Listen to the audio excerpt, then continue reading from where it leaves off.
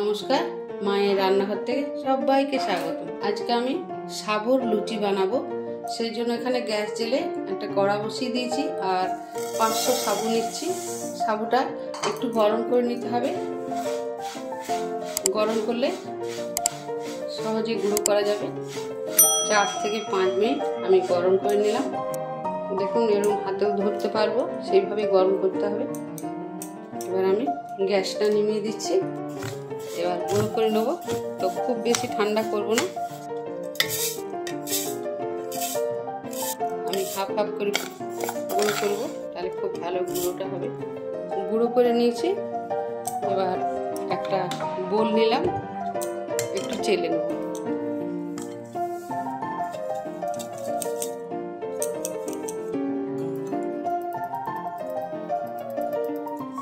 এবার দেখুন এই যে মোটা দানাগুলো আবার গুঁড়ো করে নেব। খুব সুন্দর গুঁড়ো হয়েছে দেখুন।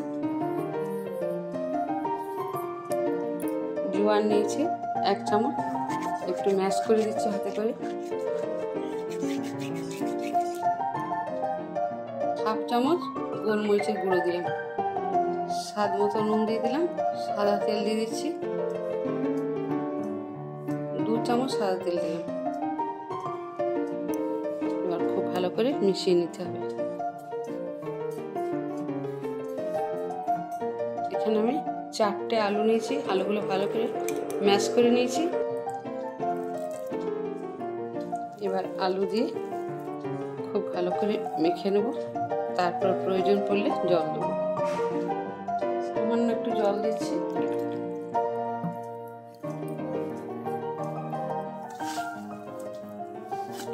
দেখুন মাখা হয়ে গেছে। তবে আমি বলে দিচ্ছি, জল একটু বেশি লেগেছে, তবে শুয়ে শুয়ে জল দিতে হবে, একসঙ্গে জল ঢেলে দেবেন না। জলটা একটু পরিমাণে বেশি লেগেছে। 500 সাবুদানার জন্যে আমার 750 মতো জল লেগেছে। এবার ভালোভাবে মাখা হয়ে গেছে। এবার একটা সুতির কাপড় আমি ভালো করে ভিজিয়ে রেখেছিলাম, দিয়ে দিলাম। আধ ঘন্টা পরে আমি খুলে নেব।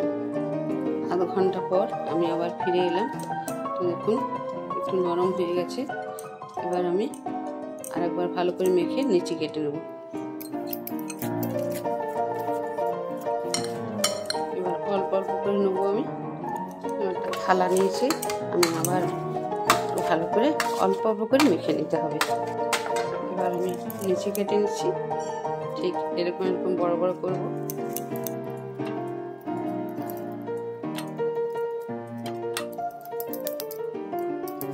দেখুন কত সহজে গোল গোল পাকানো যাচ্ছে।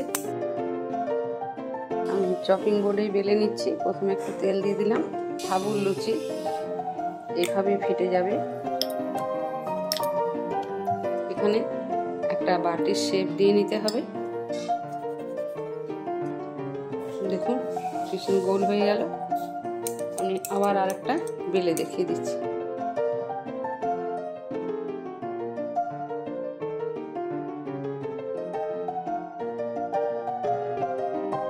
দেখুন বাটির চাপ দিয়ে দিয়ে কেটে খুব সুন্দর গোল গোল করে হয়ে গেছে।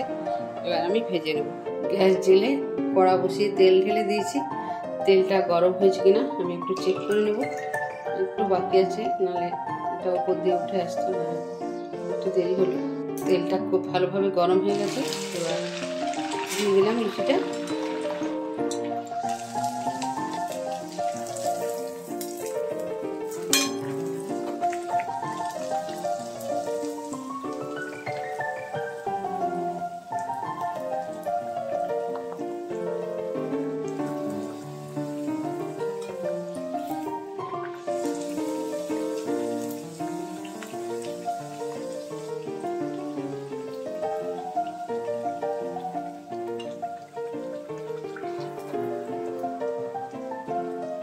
দেখুন আস্তে আস্তে ফুলতে শুরু করেছে।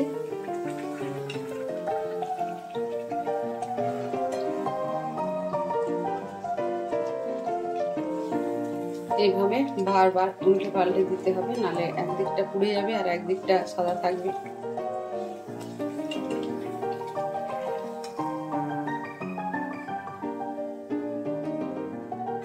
ফুটে গেছে দেখুন।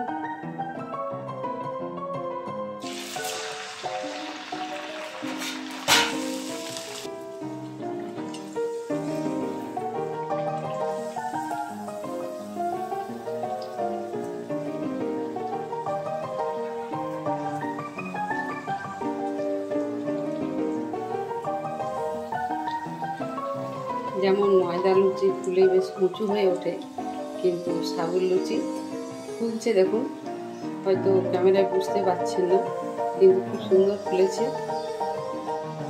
আমি কেটে দেখিয়ে দেবো।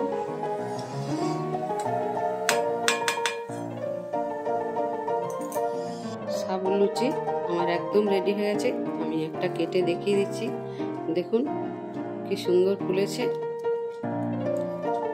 আর কতটা নরম, দেখুন একদম নরম হয়েছে।